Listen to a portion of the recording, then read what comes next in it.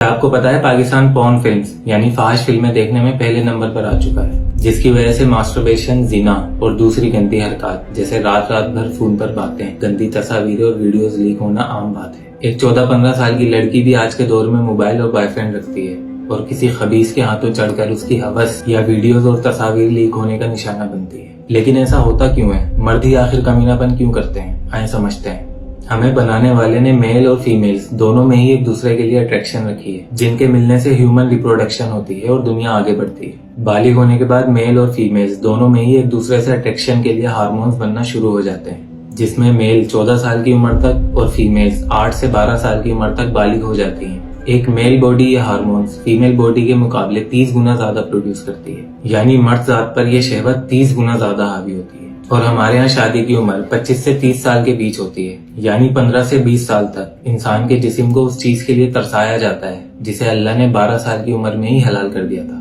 تو ظاہر ہے اس بیچ اس کے بھٹکنے کے چانسز بھی 98% ہو جاتے ہیں، کیونکہ جب حلال طریقے سے جسمانی ضرورت پوری نہیں ہوتی تو وہ اس کو سیٹسفائی کرنے کے لیے آٹومیٹیکلی دوسرے راستے تلاش کرتا ہے، پورن دیکھتا ہے، زنا کرتا ہے، ماسٹربیشن کرتا ہے۔ دن اور رات بس اس کے دماغ میں یہی خرافات چلتی ہیں، کیونکہ اگر وہ ایسا نہیں کرے گا تو ایک لیمٹ پر پہنچنے کے بعد اس کے ٹیسٹس میں شدید پین ہونا شروع ہو جاتا ہے، جس سے دوسری بیماریوں کی شروعات ہوتی ہے۔ تو سب سے بڑے گناہ گار ہیں وہ ماں باپ جو سوچتے ہیں کہ جب بچہ کچھ بن جائے گا اس کی تب شادی کریں گے، اپنی فائنینشیل اسٹیبلٹی کے لیے اس کی فزیکل اور مینٹل ہیلتھ کو ٹارچر کرتے ہیں، اور اسی لیے ہمارا معاشرہ گندگی کی طرف بڑھتا ہے۔ ریپ ہوتے ہیں، ہومو سیکسولیٹی یعنی ہم جنسی عام ہوتی ہے، اور آپ کو سن کر حیرانی ہوگی کہ سب سے زیادہ یہ کام مدرسوں میں ہوتا ہے، کیونکہ سب سے زیادہ ترسے ہوئے وہی بالغ بچے ہوتے ہیں جنہوں نے لڑکی کی شکل بھی نہیں دیکھی ہوتی، تو وہ اسی جسم سے اٹریکٹ ہو جاتے ہیں جو ان کے سب سے قریب ہوتا ہے۔ کیسے ترقی کر سکتا ہے کوئی ایسا معاشرہ جس کے نوجوان کے دماغ میں بس سیکس اور ٹھڑک بھری ہوئی ہو، جس کی سڑکوں پر کوئی لڑکی گزر جائے تو ہر عمر کا مرد سب کام چھوڑ کر رال ٹپکائے اسے شہوت بھری نگاہوں سے دیکھتا ہے،